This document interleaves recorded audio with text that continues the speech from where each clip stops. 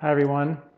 Welcome to our call on Colorado Cleanse. Um, I don't know why I'm so excited about this particular cleanse. I think maybe because so much research has come in and there's so much more compelling evidence as to why the Colorado Cleanse, I think, is so important. And one of the first questions that I got and received for this question and answer session was, what makes the Colorado Cleanse so different? So let's just dive in and talk about what makes it different. Obviously most cleanses we talk about, they just detoxify you. And we know we live in a toxic world, and the body will take those toxins and stick them into your fat cells, including your brain, as a place to put them while the body tries to figure out when I can get some time to get in there and shovel out all those toxins. Unfortunately, according to some studies, some of those toxins can stay in your fat cells for 10, 20, and even 30 years. And that's not a great idea. So the idea is that your body put those toxins in the fat because it didn't have the capacity to deal with them at that moment in time. Now, if we go there and do a cleanse and just pull the impurities out of the fat cells, then the body, the liver, most likely is probably going to say, why are you pulling all these impurities out of the fat? I put them there for a reason because I can't deal with them right now. And now all of a sudden they're back, they're in circulation looking for new fat cells to deposit in, maybe even your brain, causing more severe problems. So we don't want to pull those toxins out of circulation until we know the body can handle that. And that's where the digestive reset piece comes in, because your digestive system is in fact your detoxification system. If you don't digest well, you're not going to detoxify well. So to me, it doesn't make any sense to do a cleanse unless we put some emphasis on resetting your ability to be a good digester. And that's really critically important. And I sort of use the wheat and dairy intolerance thing as a measure for lots of people, not for all people. Lots of folks can't digest wheat because of celiac, or some people really do have issues with dairy. However, many folks who have these problems with dairy and wheat today, and wheat in particular, didn't have problems when they were 17, 18, 19, and 20, and now in their 30s and 40s and 50s we do. So what went wrong? Yes, the wheat maybe has changed somewhat. It's been hybridized to be shorter and quicker to digest. It gets into the blood as sugar a whole lot faster, but it's still a gluten protein, and it still requires us to have really good digestion to break it down. So it's an example of a very difficult protein for us to digest. It requires a coordinated effort of stomach acid, bile flow, duodenal enzymes, pancreatic enzymes. All this has to happen for us to break down the gluten and detoxify the environmental pollutants and pesticides and preservatives. We have new studies that show, interestingly, that the toxic chemicals, pesticides, and heavy metals like mercury, which come from the coal mine plumes that cover all of America, they are very difficult to digest, detoxify, and process, and they will denature the enzymes, particularly the DPP4, so-called gluten breaking and casein breaking down enzyme. That will actually denature those. So if you don't have a good digestive / detoxification system to get rid of the mercury, which is everywhere, even on your organic spinach, which you can't wash it off, then you're going to probably compromise some of the enzymes required for you to break down these hard to digest foods. And other toxins are going to find their way into the fat, into the lymph, and into potentially even your brain. Other new studies show that our microbiology, that there's bacteria, good bacteria, that are absolutely hardwired to digest gluten. But many of us, because of processed foods and toxic chemicals and poor digestion and a lot of stress, we don't have those bugs anymore. And the only way you're going to get good bugs in your gut that are going to become permanent residents, and that's really the key word, is permanent residents of good microbiology to push out the bad guys so they don't have a leg to stand on, any real estate in your intestinal tract for them to take hold,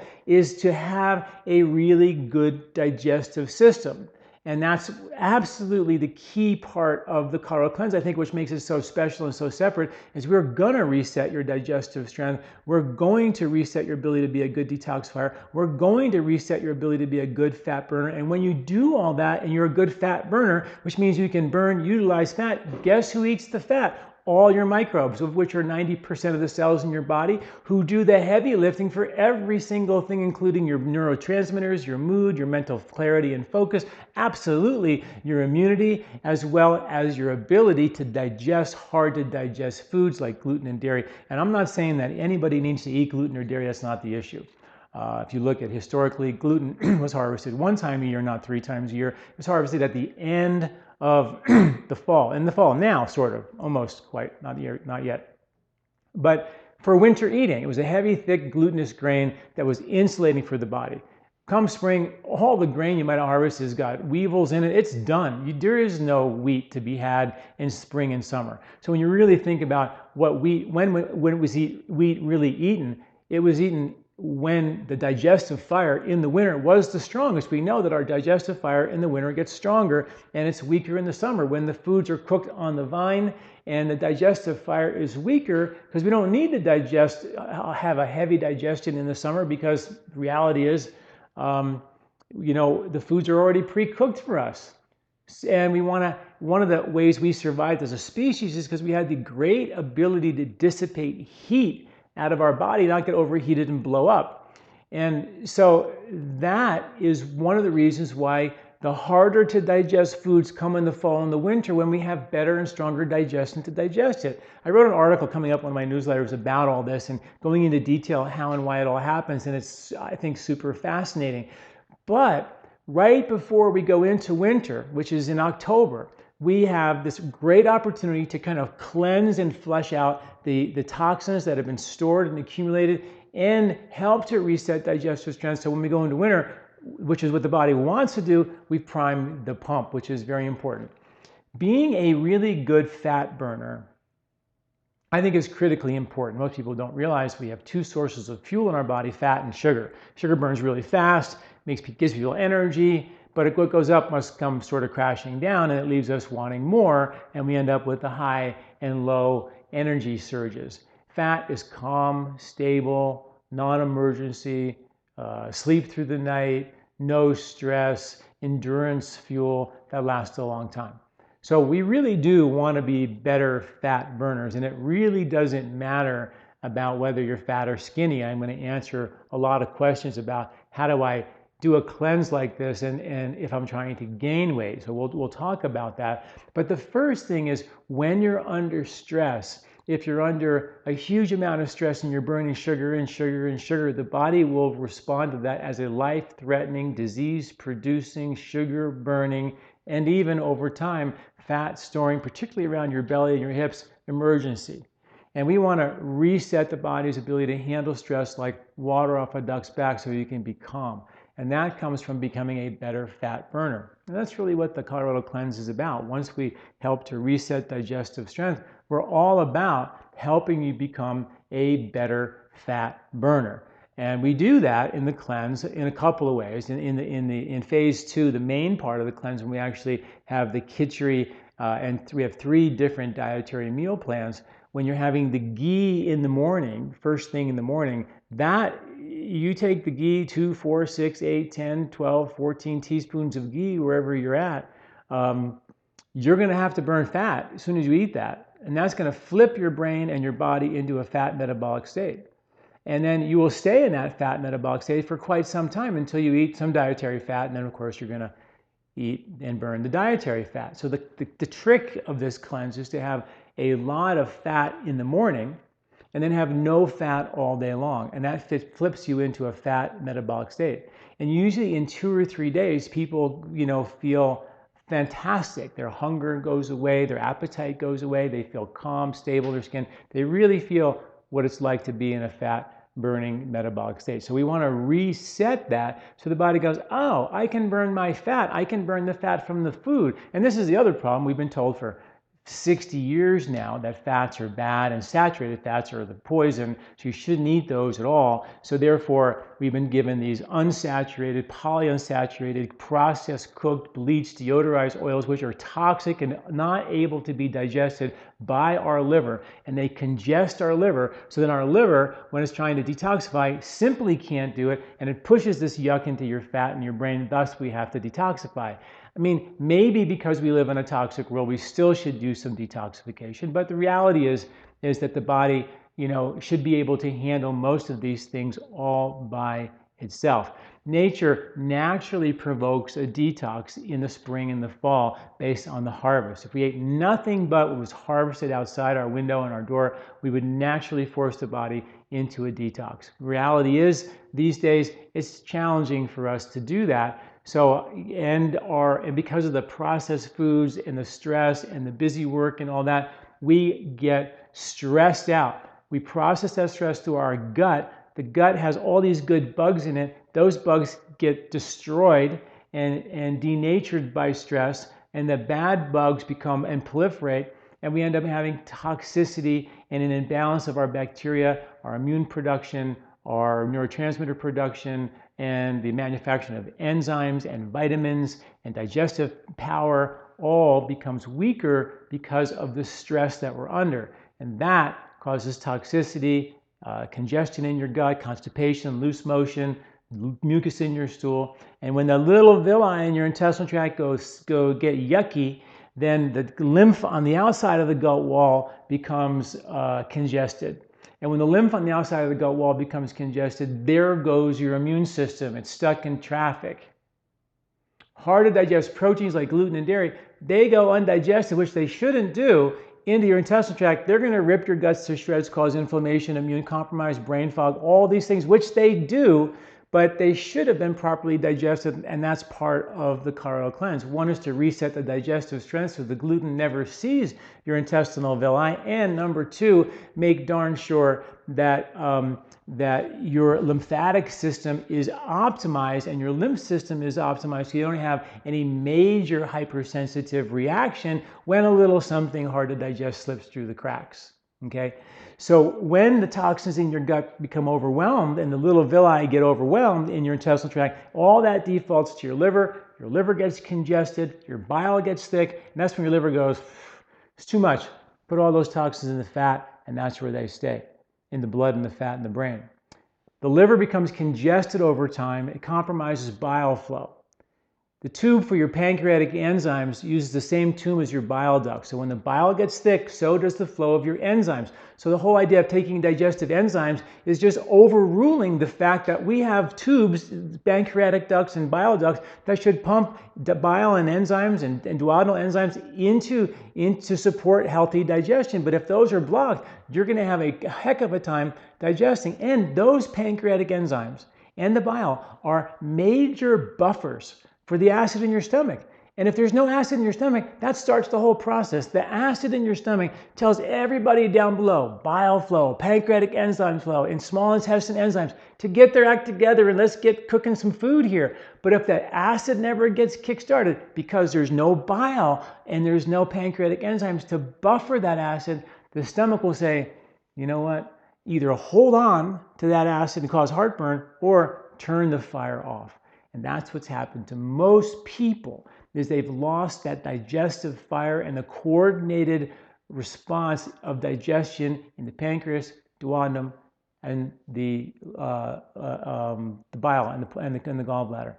So this is an important reset. It's not that complicated. Stomach fire, pancreas, gallbladder, small intestine, the health of the large intestine for your bugs, and the lymph on the outside of the gut wall, and help your body sever the relationship of processing all your stress through your intestinal tract. So that's our goal of the Colorado cleanse. That's what makes it so separate and so different. And once we do all that, we can easily chelate the toxins out of your fat cells. That's a slam dunk, very easy to do. And then maybe the most important thing about the Colorado cleanse is that we know from research at the National Institutes of Health that there are these things called molecules of emotion. They are fat soluble, well, let me say it this way. Molecules of emotion exist. They're little peptides that carry emotions all over the body. And they store in lots of places in the body.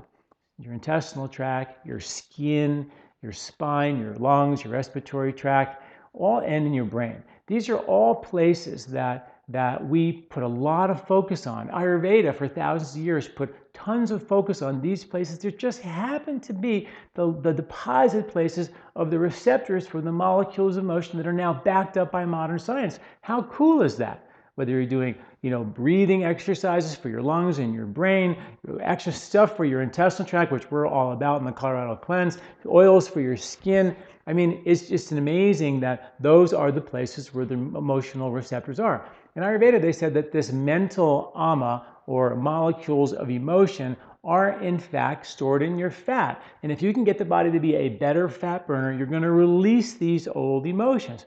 So that's really, the whole point of this whole thing is let's get your body to function better and healthier so it's not so congested. You feel alive and vital. Your digestion is strong as it was when you're 18 years old. You're not going down the road where your digestive ability to digest this or that food becomes weaker and weaker, and the road of foods you can eat becomes more and more narrow, and you're wondering, what am I going to eat in the next 10 years? This doesn't have to happen. The ability for us to reset digestive strength and get the body strong is a process, a means to the end, and the end is heightened awareness. A functioning body is calm, and a functioning calm body gives a functionally calm mind. And when the mind is calm and the body's burning calm fuel, which is your fat, you're stable, you're calm, you have endurance, you're not eating all the time. You have the awareness of your mental and emotional patterns of behavior. So in the Colorado Cleanse, we give you a series of self-inquiry exercises to help point the flashlight at some of these old emotions, and as you release them out of your fat, you can make some deep and permanent transformational change and scrub this crazy mind of ours, which I believe, and I think we all agree, that it's this thing up here that drives us into imbalance and makes us go crazy, and it drives right through our intestinal tract. We know that 95% of your serotonin is in your intestinal tract. It's real. So we know now that what Ayurveda said thousands of years ago, that all the stress is in your gut, and it is real. And we have a science and an ancient science backed by now modern science, which is our shtick at LifeSpa, is to prove the ancient wisdom with modern science. And not everything in the ancient world makes sense, but a lot of what the Ayurvedic people said, a lot of it, and surprisingly more and more of it, and that's what I write about on our newsletters and blogs, is proven now more and more by modern science. The whole idea of the microbiome is so Ayurvedic, it's not even funny. So please, follow me and watch me as I am so fascinated by this unraveling of this new modern science, whether it be by microbiome or the whole new stuff on cholesterol. All these are totally proven points from Ayurvedic perspective, and they're changing the world we live in and changing the way medicine is being practiced as we speak in front of our eyes. It's just a fascinating time. So those are the things that make the Colorado Cleanse so special. And so let's ask some more questions about this. Is the Colorado Cleanse for everyone? Well, we do have built into the Colorado Cleanse many ways to dial up or dial down the intensity of the cleanse. So in a lot of ways, it is for everyone. I think everybody has some type of weakness of digestive system. We all have been under some type of stress. We all hold on to molecules of motion. Most of us are lousy fat burners from the perspective of burning calm fuel. Doesn't mean that we're fat or skinny. That's another separate issue, believe it or not. So I do think that it is for everyone. Folks who have trouble, I'm available. My whole staff is available to answer questions and guide you. And of course, you always want to get the approval of your doctor, your health provider, to make sure that whatever condition that you might have, that you have the guidance of your local healthcare provider to make sure that what you're doing is safe and they approve of it. But like I said, we have many ways to dial up and dial down the intensity of the cleanse. There's 3 different dietary plans. You can take the herbs or not even take the herbs, dial them up or dial them down. You can increase the ghee or decrease the ghee. You can increase the hot water, decrease the hot water, change your diet dramatically. Lots and lots of strategies that are there. Is this a vegan or gluten-free plan? Yes, generally speaking, across the board, it's a gluten-free cleanse. It's a vegan cleanse for sure. The only part that's not vegan is the ghee that we use, which is the clarified butter that we use for the oleation process.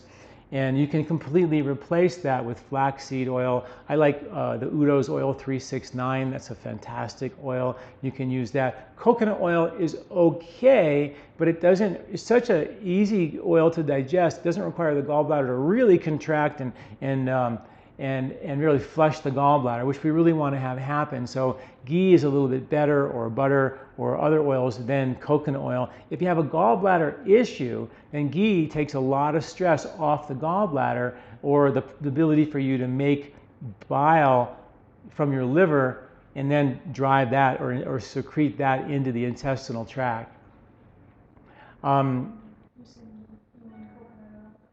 Yeah, coconut oil. Coconut oil, I'm sorry about that. So coconut oil is a lot easier on the liver. It doesn't stress the gallbladder. It doesn't require the gallbladder to be involved in breaking it down. It's already broken down into ketones, so it delivers energy right away. So we want ghee or some type of other oil, the 369 flaxseed oil you can use as an alternative to the ghee. But the cool thing about ghee is that, and this is the classic way to do the cleanse Ayurvedically, is ghee is basically purified or butter. They boil off all the milk solids and you're left with the oil. The butter got its name from a chemical called butyric acid. Butyric acid is basically concentrated ghee. That's what ghee is mostly, is butyric acid. The fat in butter, which is what ghee is mostly butyric acid, the highest source of butyric acid on the planet. Our intestinal tract makes its own butyric acid. The microbes in your intestinal tract make their own butyric acid, literally make their own ghee. Your intestinal tract literally has bugs in it that make this ghee to support the immunity of your intestinal wall. The cells of your colon use ghee or butyric acid as their primary source of fuel. It's the #1 driver of immunity and supports the health of our microbiology. So how they knew anciently that ghee was so good for your gut that we actually make our own is just sort of beyond me, and I don't even understand how they figured that out. But that's what's cool about sciences that are 5,000 years old. They would have thrown it away after 1,000 years if it didn't work. So ghee, you know, lots of folks who are vegan who have difficulty with dairy have no issues with ghee, but I totally respect those decisions, and you can use, like I said, flax or Udo's 369 or different oils in replacement of the ghee. So, and yes, it is gluten-free, but we're hoping to get you to a digestive strength where, not that you need to eat gluten, but if you did, it wouldn't cause all this inflammation and problems that you have, because you have a digestive strength now that can digest and therefore, more importantly, detoxify. If you just take the gluten and the wheat and the dairy and out of your diet, and you think everything's fine because I'm digesting fine, watch how your foods become less and less and less of what you can actually digest. And the real risk that I'm concerned about for everyone is, if I can't digest wheat and dairy, and I once did, does that mean that my detox channels are weak? What about the mercury from the coal mine plumes? How am I able to digest or detoxify that if I can't digest wheat or dairy or greasy fried food? They are related. So I'm thinking, well, let's get the body to be able to digest a little gluten and a little dairy once in a while. That's a signpost of my digestive and detox strength. So I'm not 20, 30 years down the road accumulating these very dangerous toxins that can take me out in many, many different ways. I think it's risky to just personally, really do, to just take the gluten out of your diet and say, I'm done. I don't think we've done enough. And I don't think it's hard to take that next step. And that's a big part of what the Colorado Cleanse is about. Another question here, is this different than a juice fast? Juice fasts are great. I love juice fasting and even fasting on water. But those cleanses are going to force you very quickly, boom, into a fat metabolic state. And that's what you're going to burn fat and you're going to detoxify. A lot of people are able to pull that off, no problem. But we didn't reset digestion. We didn't help support the digestive strength. We didn't help heal the intestinal tract. We created a cleaner environment. We helped the body burn fat. We detoxified, but we didn't do the resetting that I find is so critically important. And I think maybe the measure of that success is how, when people finish the Colorado Cleanse, I get emails all the time. I am not craving anymore after the cleanse. You know, most people find themselves constantly craving and binging after they do a fast, because they've been burning fat and sort of starving themselves in a fast for so long that they just binge. And the way the Colorado Cleanse is designed is we reset your digestion. We gracefully get you off the khichdi and the main cleanse into a diet that is just whole foods. And by the time you do the phase 3 of the diet, most people say, I feel so good on the whole food phase 3 diet, I don't even want to change it.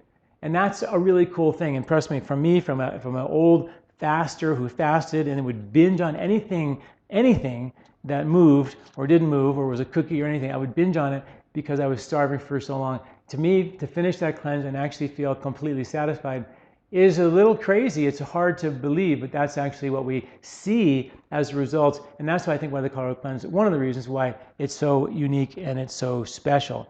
That said, I'm not in any way against a juice fast. I think they can have some value. Is this a weight loss cleanse? People on average who need to lose weight lose about 7 to 17 pounds.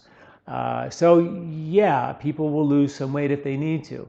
We have the cleanse structured where you can have a nourishing meal plan. The only rule and there's 3 phases. Phase 1, which is just whole foods, probably what a lot of you eat anyway. We just make a couple of tweaks to that. We add to the reset digestive herbs to that. Then the main cleanser, phase 2, is where you have no fat. Or very, very low fat. But you can have protein, and you can have starches and vegetables and many things. The only thing we ask you to do is just for those 7 days to have a very low or no fat diet. And then you go back to the 3 days at the end where you're actually going back to a whole food diet again.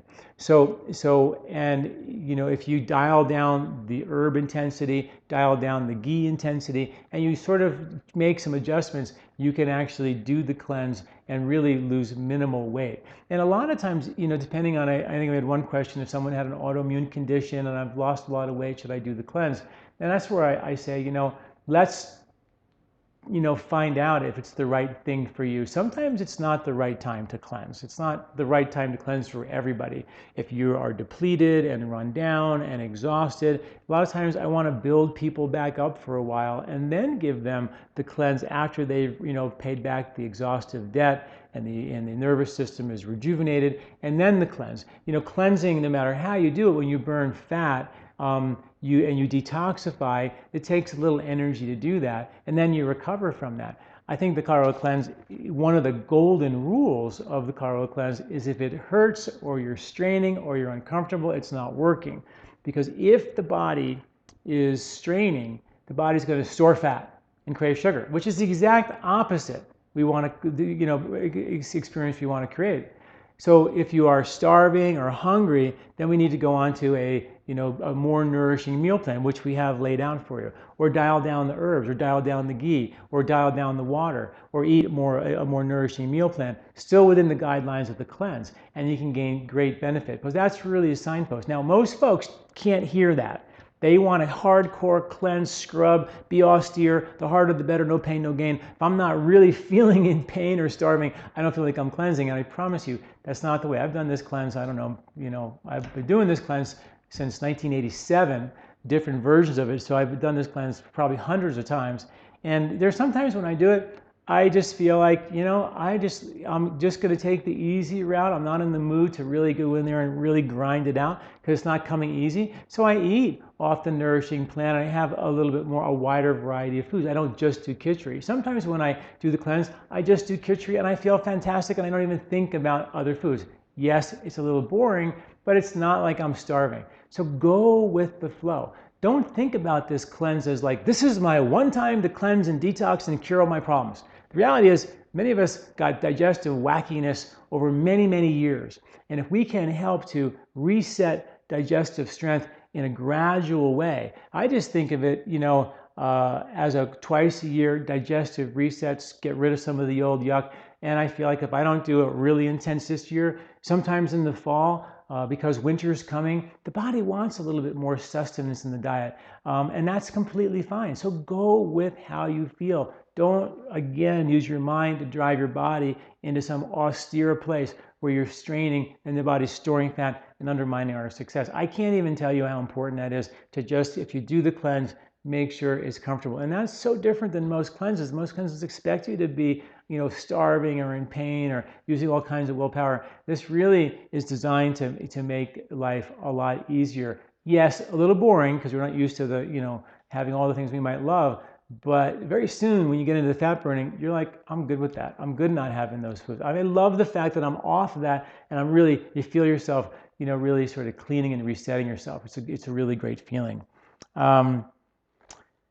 Best time of year to cleanse, no doubt that there is a best time of year to cleanse, and that is the spring and the fall. In the spring, many things are happening. Leafy greens, sprouts, berries, very alkaline things are happening to flush the lymph and to flush the fat, get the body to burn fat in a better way, to reset fat burning. In the fall, at the end of the hot season, we're getting rid of heat. We're cleaning the liver, we're cleaning the blood, we're cleaning the skin, we're flushing our intestinal tract. Very important to get all that done before the coldness and dryness of winter. So this is preparation for a powerful immune system, come winter. We know that the microbes in your gut should dramatically shift from season to season to season. We know that for a fact. If deer eat out of season, in one report that I blogged about, the deer microbes aren't ready if they eat bark in the winter and leaves in the summer, and they end up getting fed bark in the summer. It's very possible that they will have such a case of indigestion that could kill them. So if the deer die when they eat out of season, does that give us permission to eat completely anything we want? I mean, really understanding the ebb and flow of nature and tying ourselves to the cycles of nature, I believe, is our most powerful insurance policy. And I think it's what Ayurveda is all about. And it's really why we do the Colorado cleanse, is to reset those and do what the body's trying to do as the seasons transition and change. So spring and fall, I think, is a great time to think. We do have the short home cleanse, which is the free short home cleanse. It's an ebook you can download for free. And that's a great sort of, Thursday, Friday, Saturday, Sunday reset you can do anytime, to help, get yourself back on track, reset your cravings. Sometimes we get a little out of whack, Okay, some more questions here. Where am I? Okay. I did the 4-day short home cleanse, as I just mentioned. On day 4 and 5, I had pain in my knees up to my hips. What happened? Hard to say off the bat, but when you do ghee, and you're gonna burn fat, and when you burn fat, you sometimes, like I had a patient of mine who had that happen, and sometimes when you have a lot of heavy metal toxicity, that's exactly what the experience is. So we had her go do a heavy metal test. Her numbers were, her mercury was off the chart. She was eating fish 2 times a day for months, and she has extreme heavy metal toxicity. So that makes me think that there's some sort of outlier level of toxicity that your body really wanted to get rid of.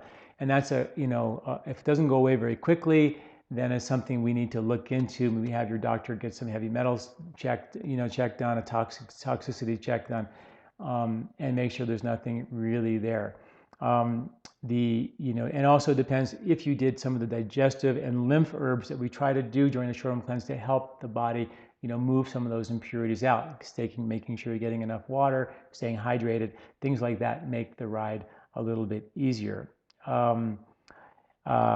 If I have work or personal situations involving eating meals or food not on the cleanse, what will happen? How do I handle this? Do I have to do 21 days exactly, or is there some flexibility? Well, first, it's only 14 days, so you just got a week of doing whatever you want as a result of that.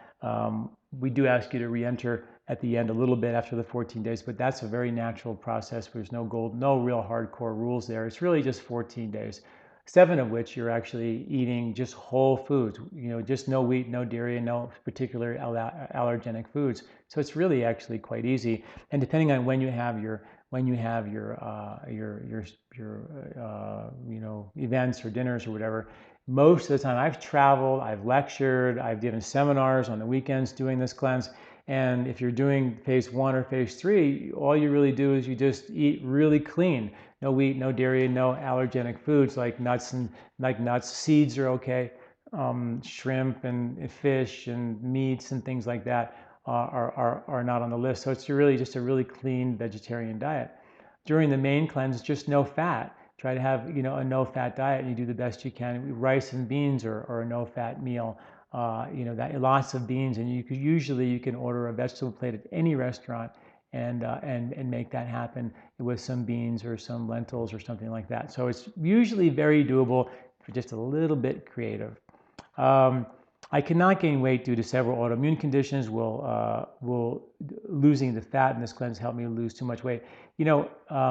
when you have an autoimmune condition, this is definitely something we want to have supervision with, and kind of sort of, I like to tailor make the cleanse for folks in that regard, so we really watch over them and make sure we don't do too much or make sure they're ready for it. So I would suggest if you have an autoimmune condition, you're looking to cleanse and you've lost a lot of weight and you don't want to lose any more, then I would suggest that's a time where we consult and make sure that before we actually do the cleanse, make sure it's absolutely right for you, for sure.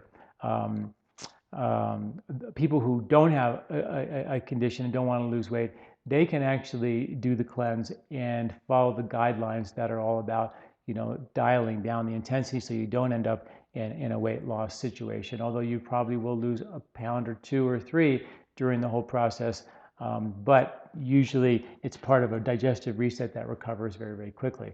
But it's a judgment call, and you can always contact us if you have questions about whether it's right for you. We have during the Colorado Cleanse, we do it twice a year as a group with all the group support. Our whole staff is really dedicated to support, so we do our best to help get those questions answered. There's question and answer sessions along the way, live question and answer sessions along the way during the cleanse. There's lectures, there's online forums, there's emails every morning where most of the questions are answered. So you get a lot of support to make sure you get all the things that you need. I have a non-symptomatic gallstone and a large kidney stone. Can the cleanse cause further problems? If you have a large kidney stone and that is ready to pass, I would probably want to get that checked out. If you have gallstones, that's not necessarily a big issue. If you have no gallbladder, that's not necessarily a big issue. We guide you through that process. You just don't take as much ghee. You start with like 2 teaspoons of ghee as opposed to, increasing the dose, and then you adjust according to your comfort. Again, it's all about your comfort, which is, I think, really, really important. How would you compare the benefits of an extended juice cleanse, veggies or some apple, with the Colorado cleanse? Do you think one is better than the other? Would an extended khichdi diet be good for healing intestinal inflammation? And could it be used with raw vegetables and fruit juices, or only steamed veggies? And for how long? Thank you very much. There's a lot of questions in there. I talked a little bit about fruit versus the Colorado cleanse. I have no problem people doing a fruit fast as a cleanse. I think there's value there. I just think that the reset benefits aren't there. I've done that many times. I started, and I think I've written an article about how I started doing fasting when I was 18 and 19 years old, and I thought it was very, very valuable, but didn't really change any of my digestive problems at all. I mean, I felt better when I was on it, but I didn't feel it. But then I had to go do it again and again and again. And that is kind of where I started and where I am now after a billion years. I am trying to figure out a way to help reset the real reason why we feel we have this urge to cleanse and detox, or why we just don't feel good in our skin. And that is, what I feel is what's really uniquely different. We reset function, reset fat burning. We don't just pull the impurities out of the fat cells. Plus, we're after those molecules of motion to make transformational change. That's really important. Can we use khichdi long-term for healing the intestinal tract? Be careful with that.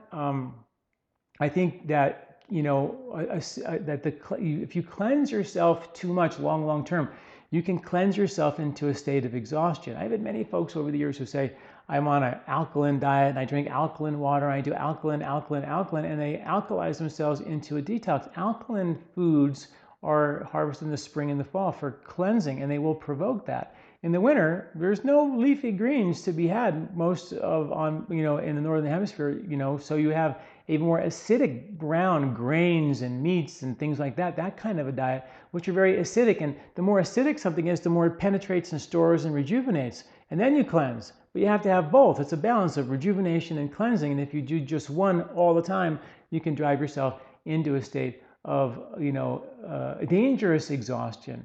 So it's very important that we don't do a long-term khichdi thing, and that where I might be depleting myself.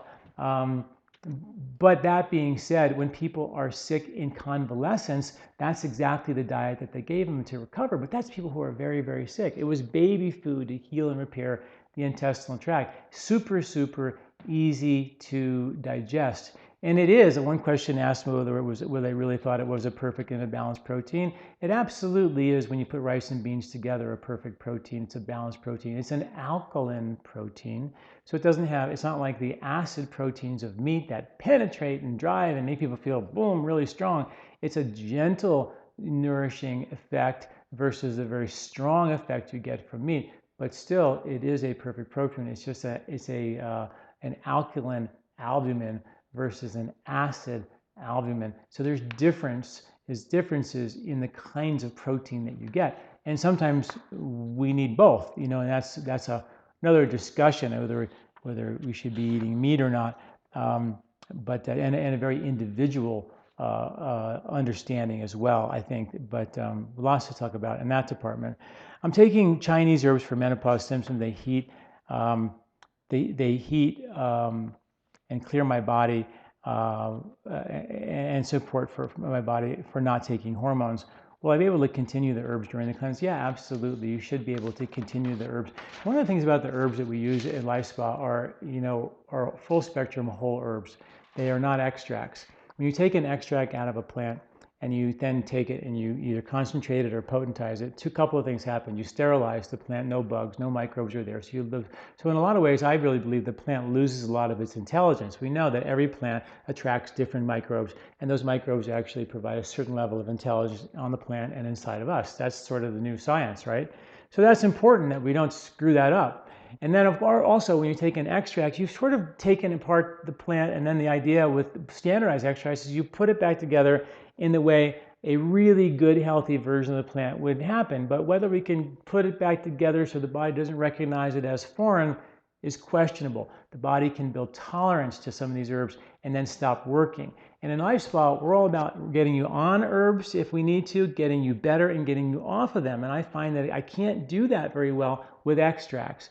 And Chinese herbs generally are not extracts, so they usually work very, very well with what we're trying to accomplish. If they are extracts, then usually our herbs don't interfere because they're just whole herbs. They're herbs that have been plants that were in soups and salads for thousands of years, and people ate them naturally as part of their meals. It was just food that we dried and ground up and put them in a capsule. But very specific ones with very specific biochemistry, with very specific microbes that have a very specific effect. And that's the cool part, is they're just so designed to work with you, get you better, and then you don't need them anymore. That's just a really cool concept. And if we want to create something that's more potent, we combine it with just right. We take turmeric, add a little black pepper, and we've got studies to show it increases the absorption of the turmeric by 2,000%. Black pepper and turmeric are like, everyday spices around the world. Put them together and wow, you have this magical thing. That's the magic of learning how to combine herbs beautifully. And those are the herbs you have in the Colorado Cleanse. They're not extracts, they're not overruling you. They're very simple herbs that I think work really, really well. Let's see here.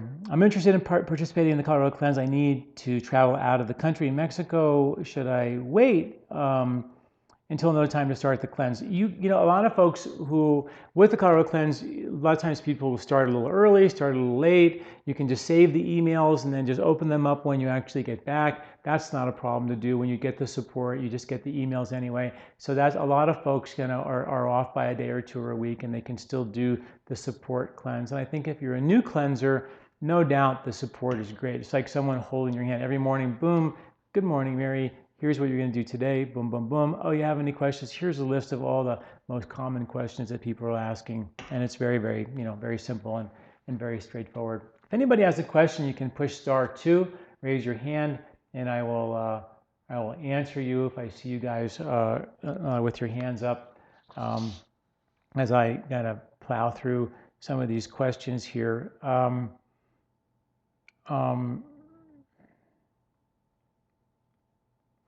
One question here, it's very long. I'm going to try to kind of shrink it down, which was at the end of the day, this woman who's actually not doing very well really wants to cleanse.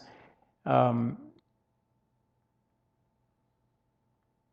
she wants to know if supplementing with yogurt and Ensure and Juven, because she had a protein deficiency after a surgery, would be okay during the cleanse. Remember, the only golden rule in the cleanse is no fat. Okay, so if you can get a no-fat yogurt, then we can deal with that. But if that's what she really needs, we talked about lean meat being a option in the nourishing plan in the main cleanse. So there are ways during the main cleanse to actually get and deal with the protein deficiency and completely keep your body in fat burning. And therefore, her big question was, can I still get the emotional cleansing that I want from that process? And yeah, the answer is absolutely. So that's a question. So let me I have a question here. Someone's hand up, and they're from Middlebury, Virginia. Are you there? Hi, I am here. Hi. Hi, how are you? Great. How are you? Good. You're like 90 miles an hour. I love it. You have such good energy. I have two little questions that arose through your discussion, and then a little deeper one. You mentioned herbs for digestive detox.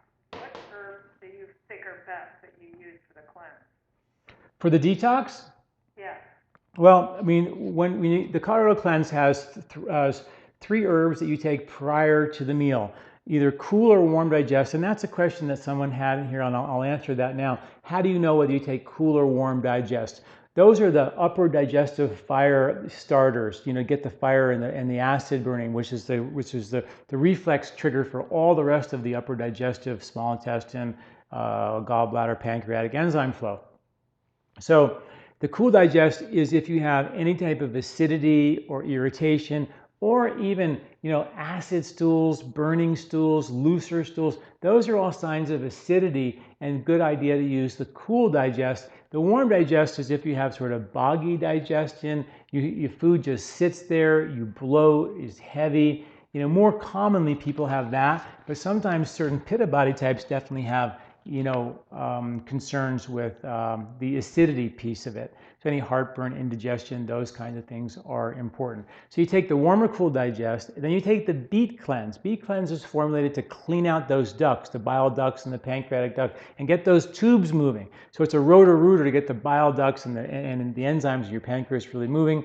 And then there's the sugar destroyer, which is the one, and this is our big epidemic. I didn't talk about how important it is in the Colorado Cleanse to reset blood sugar. It only happens to be I didn't even talk about that. The number one problem on our planet is the excess sugar that we never had on this planet more than 10,000 years ago. And we finally figured out how to get sweet in our diet every single day.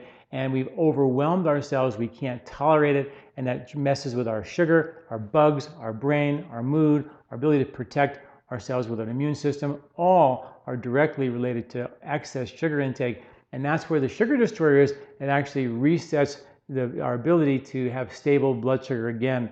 And that's what we're talking about, those 3 herbs before the meal. And you take those generally 15 to 30 minutes before the meal with a big glass of water.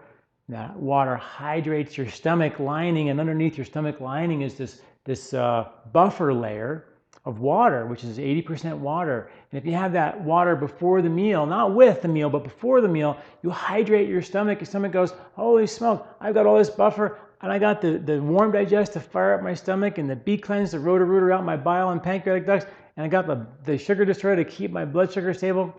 Let's cook some food. And that's exactly what happens when you have those pre-digestive herbs. And then after the meal, you take turmeric plus, which is the turmeric and the black pepper I talked about, an herb called liver repair to really get the liver to start making some bile again. Mangista, which is your lymphatic herb. These are the critical pieces. Our detox pathways start with lymph around your gut. The lymph is all around your gut, and that's where your immune system is. I wrote so many articles about lymph, and the most important half inch in your body is where the villi meets the lymph on the outside of your gut wall. And if that's yucky, your immune system will get stuck in traffic. You're going to get inflamed and indigestion and hypersensitive and allergies.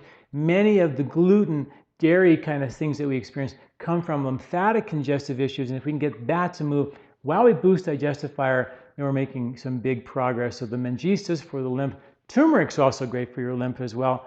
The rejuvenate herb or the regenerate herb is an herb that actually also rotor-rooters out the bile ducts, and it helps to actually begin to chelate impurities out, and it really drives blood sugar stability and energy and vitality. It's kind of the herb we stick in there to give powerful rejuvenation to the body. So in case you are getting a little rundown or a little rundown from cleansing, you've got this rejuvenative support. So those are the 4 that you do after. You can take them once a day, twice a day, or 3 times a day. You can dial that up or down based on your needs to make sure that the cleanse is just right for you. Was that answer your question? Yeah, and I think a zillion others for lots of people. You're just incredible. Second question, you mentioned that winter is a more acidic time for digestion. Now, I guess I've heard it, but it never really sunk in. Is that what you were saying, that alkaline is more spring, summer? It makes sense to me. And that winter is more acidic, but you can get it through other things than just meat. Exactly. You know, the nutritional cycle in nature is an annual cycle, right? It takes a year for the nutritional cycle on the planet to happen. In the spring and the fall is predominantly alkaline, fruits and vegetables and leafy greens and things like that. And then in the winter, it's a very acid, you know, grains and nuts and seeds and meats, right? Those are the things that we would eat more of in the winter because there are no vegetables to chew, and the fruits have gone rotten, and we have to eat what we have may possibly stored for the winter. Fermented vegetables, the whole world of fermented foods. The whole thing about fermented foods was as a way to preserve foods for the winter. And guess what? When you ferment those things, you have what's called lactic acid fermentation. And that's acid. It's a very acidic food. So lots of folks who are very acidic already because they eat a lot of acidic foods, and then they do a lot of fermented foods, or they have a lot of pitta in their diet, they get rashes or cold sores or all kinds of things happen to them when they do fermented foods because they're very acidic. So fermented foods were always designed to be very small amounts, ways to create a microbiological diversity and support there, but not eating tons of those because they're very acidic, and again, they're harvested in the winter. And I think the answer to your question, so we have 2/3 of the year are alkaline and 1/3 of the year is acid. Now, when I say 2/3, 1/3, I'm talking about, like in my 3-season diet book, it's all about 2 seasons. There's 3 growing seasons. There's winter, well, let's say spring is a growing season and a harvesting season. And then you have summer, which is a growing season and a harvesting season all summer long, right? Then you have the end of the summer, which we're getting close to. You're going to start harvesting the last kind of harvest, the real dense foods, the root vegetables that can weather some of the cold nights that happen in September and October. And those will store all winter long, and they're heavier and they're dense. So those are more acidic foods. So we go in the 3-season approach, 3-season diet. You have 2/3 of the harvest is alkaline and 1/3 acid. Now, we don't really do that anymore. We eat whatever we want, whenever we want. Nobody even has any connection to nature anymore. And I'm a really big fan of us beginning to understand how disconnected we are to nature and these cycles, and the profundity of getting back in touch with that. Like when I read that article that the deer died when the deer ate out of season, that just blew my mind. I was like, man, that book I wrote, whatever it was, it was in 2000, almost 15 years ago, I guess. That book was, I just feel like, wow, that book was so important. And I think that we just glossed over, oh yeah, eat with the seasons. We don't realize how important it is. And with the new science of our microbiology, how critically important it is. We're getting ready to actually offer a challenge and set up a whole challenge for everybody on my newsletter list for free to eat with the seasons. We're going to be announcing that very soon. I'm super excited about that. It's a challenge for me too, because it's hard to do. But I think what would happen to us if we just ate with the seasons, and really did that? I just think it would be kind of amazing. And I'm trying to figure out ways to help maybe study that or something. It's still like in the formative phase in my brain, but we're going to be announcing it soon. So stay, tuned to our newsletters. I just think it's fascinating. And I think that's one of the things that we just don't get, how powerful that is. Our digestive fire is stronger in the winter. Why? To digest those strong foods. Weaker in the summer. Why? So we don't have to get overheated and then die as a species. That's why Neanderthals didn't make it, because they couldn't handle heat like we were able to, because we were the persistence runners in Africa that learned how to dissipate heat better. I don't know. You got me going off on a whole tangent here, but I'm loving it. but it's so powerful. Well, and just keep doing what you're doing because it is influencing and people are transforming. So, yeah, keep going. Thank you very much. Last question. Yeah. The molecules of emotion. That's so fascinating, and I've always been interested in Ayurveda because it's I don't know, it's like 90% of our disease is emotionally rooted, and we don't deal with that in our country. So Candace Pert's, all of her research is really ancient information. Well, Candace Pert used to come to our clinic years ago, and that's how I first found out about her. That was in the late 80s. So she was all about Ayurveda and all about the understanding of how they knew that these molecules of motion were stuck in the fat and stored in the body, and they had to be released. And that was really the takeaway from her research, was that you got to release those guys, and you can't carry them around, because now we know they impact your gut, they take out your good bugs and your immune system, your mood, your stability, your brain function, even set you up for all kinds of degenerative conditions. So it's a powerful, like I said, the new science and understanding how these ancient sciences really has some wisdom that is now being borne out by modern science is really pretty powerful. Thank you for your call. I appreciate it. Thank you. You're welcome. So I'm going to go ahead and mute you.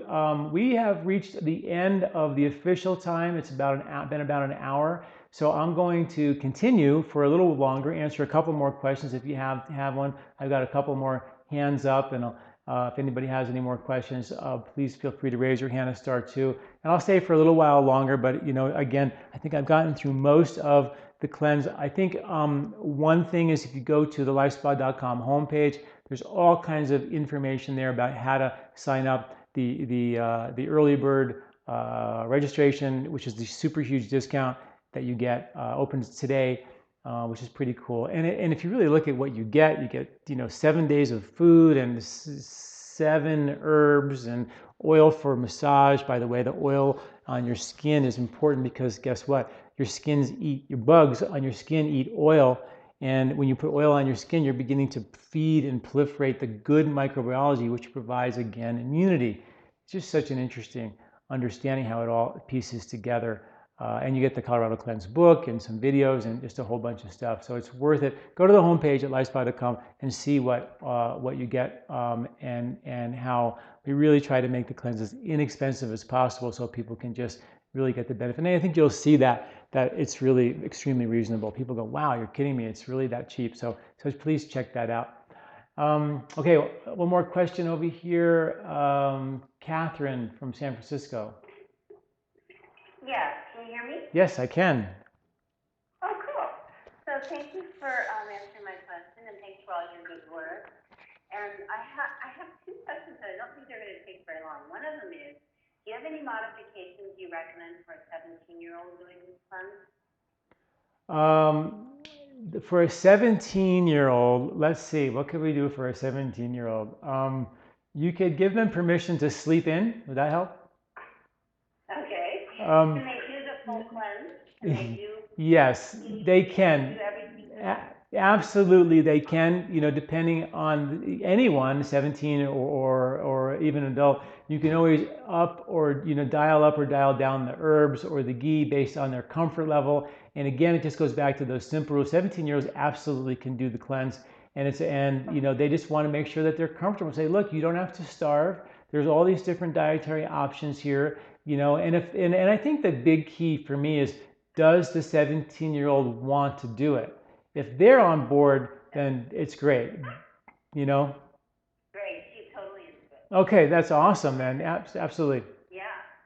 And then I have one other quick question: is it okay to start the cleanse now? I'm feeling inclined to, or is it better to wait to mid-October? No, it's maybe a little bit.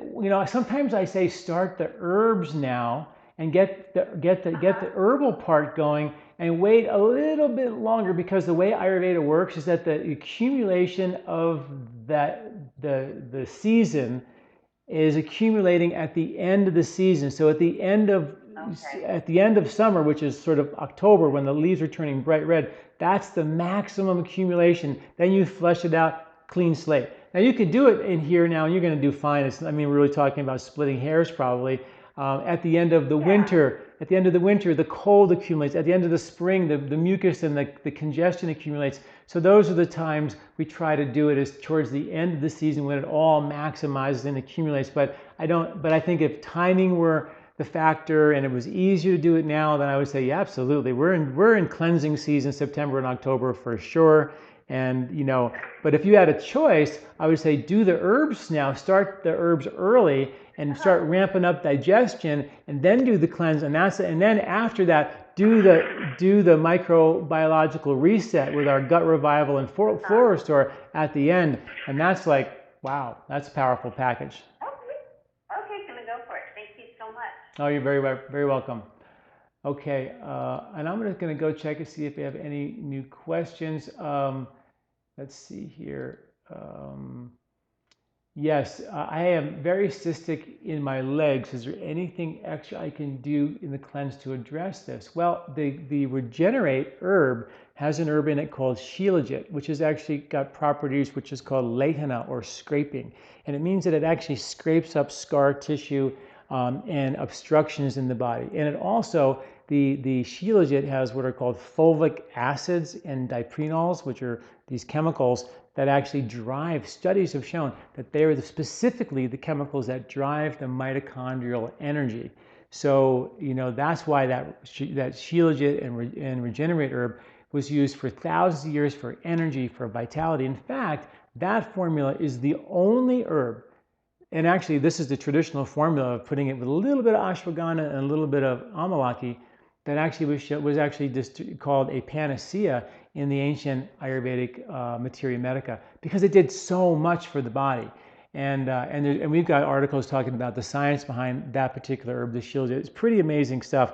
So that would be one of the things that would be very good for the being cystic in the legs, and the mangista to get the lymph to drain, so we have better circulation, and the turmeric to heal and repair. So the whole point of the after cleanse herbs, the Regenerate, the mangista, the turmeric, and liver repair are all about better circulation, better natural processing of impurities to the lymph and the liver, which is really important. Another question: what kind of doctor am I? I'm a chiropractor, and I spent in 1986. I went to India for a 2-week vacation and came back a year and a half later. I was asked to stay there and study Ayurveda with a family of Ayurvedic doctors. I actually ended up meeting Deepak Chopra there, and long story. I met my wife. We were pregnant. We had to get out of India, and came back and ran Deepak Chopra Center for 8 years in Massachusetts.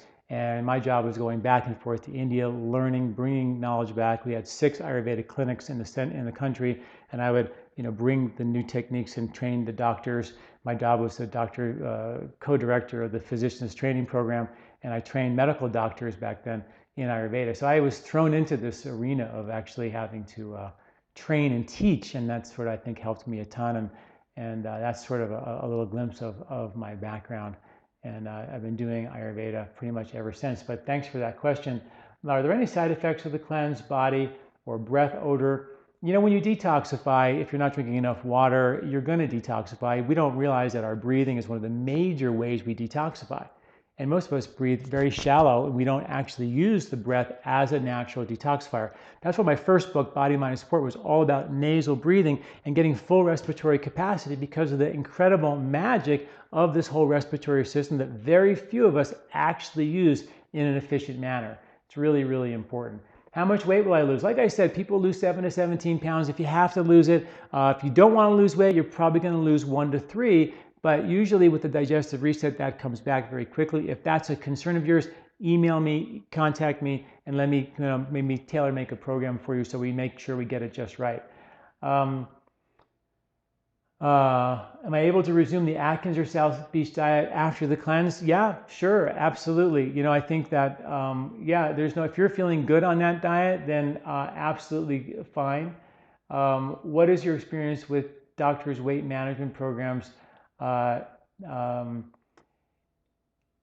Basically, I think we know that 98, maybe was it 99, I forget the study, % of these doctors or all weight programs don't really work. And I think that's because we don't address the three factors: exercise, emotions, and eating. And in eating, I believe you have to deal with how to digest, how to detoxify, all the really run a fine tooth comb through the coordinated effort of digestion, from stomach to pancreas to duodenum to small intestine enzymes to the bugs throughout the whole system to your gallbladder to your intestinal tract and your lymph. And then, of course, the stress and your microbiology. And nobody really looks at all those factors. And when you put all that together, people can digest again and then therefore start, burning fat, being a better fat burner. And of course, the stress piece is huge. We have a meditation program called the Transformational Awareness Technique, which I think is absolutely, that's what I use, is a fantastic way to meditate and use that awareness to make transformational change in your life. And that's really the key, I think. Like we talked about, it's this crazy mind of ours that I really believe has to be scrubbed and stilled and calm so we can see the illusion and the truth and then choose the truth and make those changes, because our mind's very tricky. Can I go to work during the cleanse or I'll be incapacitated? Absolutely. I work, travel, teach, lecture during the cleanse. It's actually designed for that. We do have a retreat program where you can do way more yoga and breathing and meditation. And you can do a retreat version, but it is absolutely not required. This cleanse was designed to do on the fly, on the go, while you're working. Absolutely. It's not designed to actually, be in retreat to have it. How safe is the program? Like I said, I've been doing this cleanse since 1987. We really haven't had any problems. If people really listen and carefully and watch and they do everything we ask them to do and not think they have to, push themselves through any kind of austerity to do this, then it's absolutely no problem. And so I think that's really the key word, is don't think you have to strain to get the benefits. The less strain, the more comfortable you are, the more the body says, hey, I'm calm. I can burn my fat in a more comfortable manner. And that's the key, is to reset fat burning. Bottom line, that is the key. Everything happens from there. We as a culture have lost that ability to be a good fat burner. Okay, on phase 1, I often don't eat 3 to 5 apples a day since malic acid is available in the capsule form. Is that okay? Absolutely. Malic acid is what's in the apple that we ask you to eat to actually vasodilate the bile ducts, to get the bile to move, and get those tubes to get the enzymes to begin to move for you. So that's why we ask you to eat the apples. They actually support bile flow. They also have a lot of good fiber, so you can sort of cheat and do the pills. But it's not really cheating that bad. I'm happy doing the pills, and then do the best you can with the apples. It's fine. Yeah, you can get malic acid pills anywhere. That's not a problem. Jim from Omaha, are there any side effects to the cleanse? Oh, bad breath or body odor? Well, yeah, if you're really toxic, people are going to their skin is going to detoxify. And that's why we try to do the oil. We give you a bottle of oil to put on, it's a lymph oil, to put on your skin to get the skin-associated lymphatic tissue, which is the lymph right underneath your skin, to really function for you. That's, I think, critically important. And if you drink enough water and get the lymph to move, and do the exercise and the yoga we ask you to do, then you're going to detox, but you're going to have a mechanism to move it out in a kind and gentle way. Will I be able to maintain same level of exercise and activity through the cleanse? Great question. No. During the phase 1 and phase 3, no problem. You can exercise, the way you'd like. I'm a big fan of learning how to be a nasal breather, and that creates better breathing, deeper breathing, activate more calm and deeper access to the detox nature of breathing and exercise. During the main cleanse, though, we are trying to really reset fat burning in that point. And that's where, we ask you to really use the nose breathing as a measure of how much is good and how much is bad. If you have to breathe through your mouth, you're doing too much. So just dial it down for a week, 7 days of not having to kill yourself during the workout. Give yourself permission to just do a little R&R, some gentle exercise. Learn how to breathe through your nose and breathe deeply in, and let that be your measure of how much exercise you do during the main part of the cleanse, and you'll be fine. It's a great thing. What do you recommend if you have to go out to dinner with the family or friends during the cleanse? Like I said, you can just eat off the menu. During phase 1 and 3, it's just really whole foods, no wheat, no dairy, so it's easy to eat. during the main part, it's just no fat. And you can definitely dance around that with a vegetable plate, some rice, some beans, things like that. Quinoa and beans is a great meal to have. So there's all kinds of ways to do it. And if it's just one day or one meal, don't lose sleep over that. This is not about, someone's watching, you're going to screw up the entire cleanse by making one little boo-boo. Be easy with yourself. This is my perspective. This is my lifelong way of getting my body healthy. I'm not, my whole health isn't hinging on this one meal, and I screwed it all up and I feel like I'm a failure. No. This is, make resetting your digestive health, becoming a better detoxer, feeling better in your body, and scrubbing this crazy mind of yours a way of life. I call it the game of life. So let's play and enjoy it as a way of living, as opposed to something I just did for a week and then I go back to doing all the yucky, crazy stuff. I think we can do better. And it takes the pressure off when you do it that way. I take a daily medication. Will the medication affect or be altered during the cleanse? No, you stay on all your medications for sure. Any herbs that you take that you really need, you can definitely stay on that as well. How does the autumn cleanse differ from the springtime cleanse?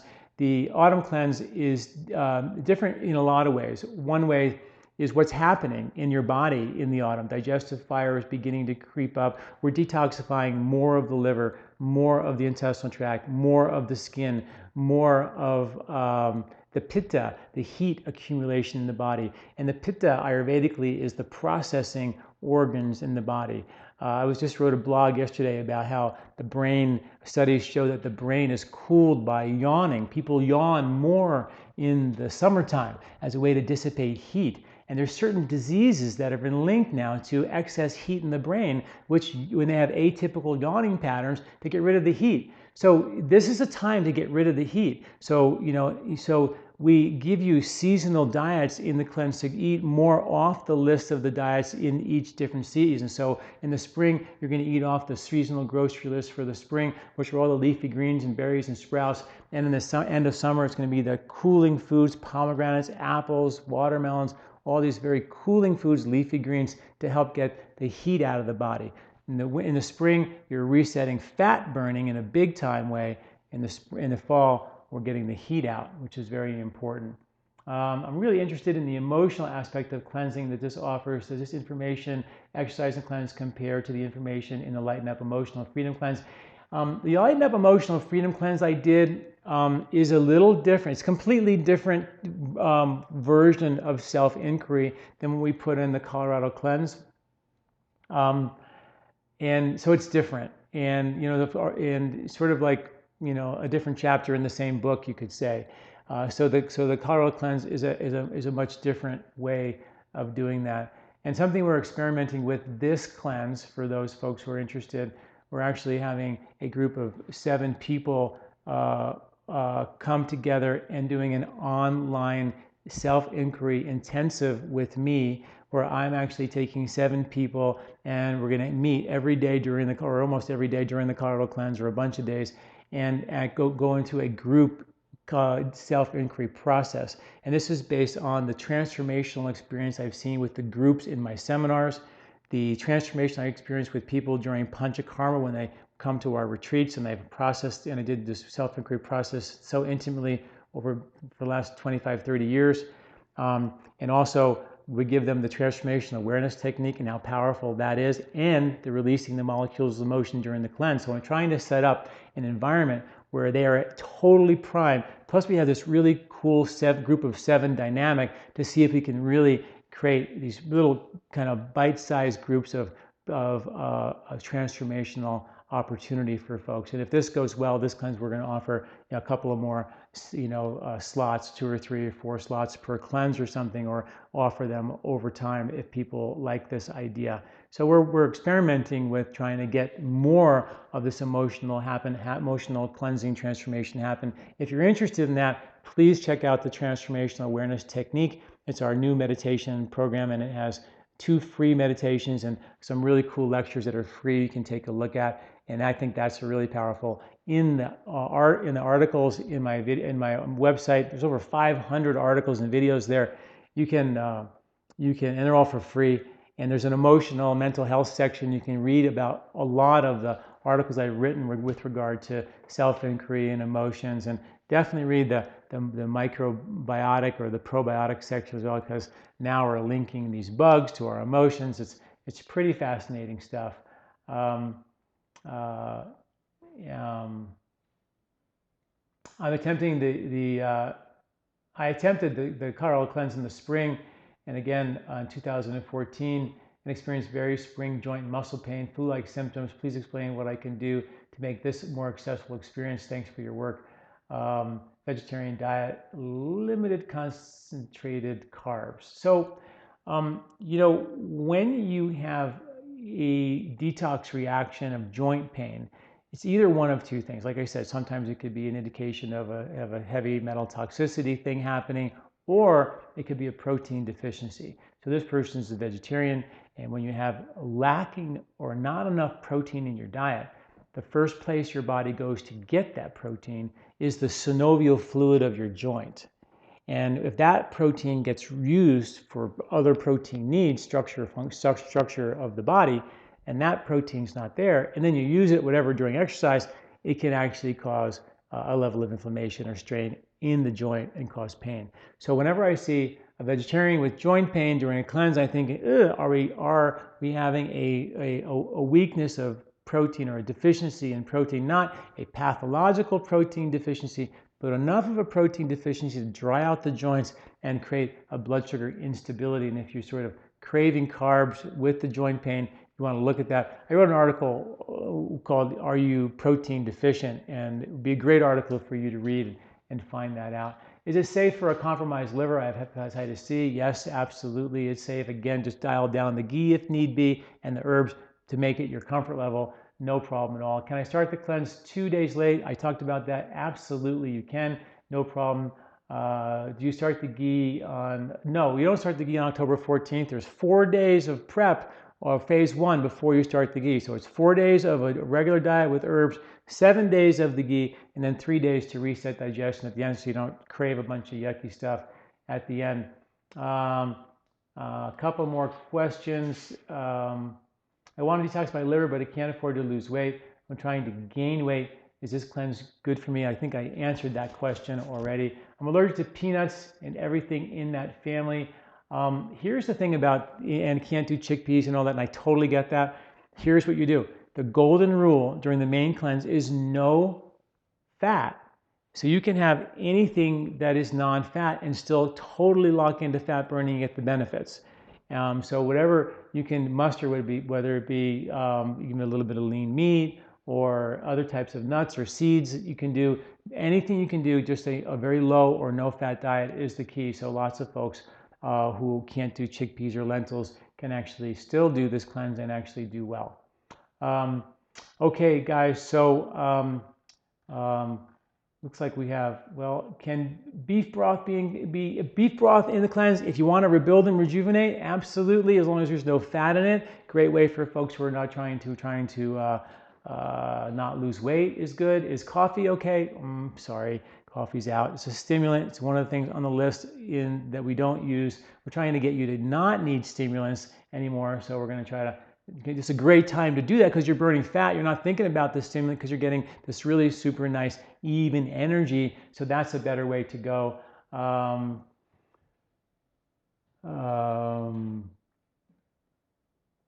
Would this help my adrenal fatigue? Absolutely. It's I find that adrenal fatigue comes from a lack of the ability to be a good digester and deliver the nutrients that we need, and most importantly, be a good fat burner, because our brain needs fat. Our hormones are made from fat. If you're not making fat or digesting fat or assimilating fat or eating fat or can't handle fat in your diet, then you probably do run into the inability to handle stress well and become run down and go from there. Okay, guys, I'm gonna have to run here. And if you have any other questions that I didn't get to, I apologize, but please send in those questions and we will make sure that we answer them in the emails and make sure that we get those questions answered if you have any, or our staff will answer them for you. But I think I got through most everybody's questions, and a lot of them are sort of similar kind of questions. So thank you all for listening, and thanks for joining us for the Colorado Cleanse. I hope you join us.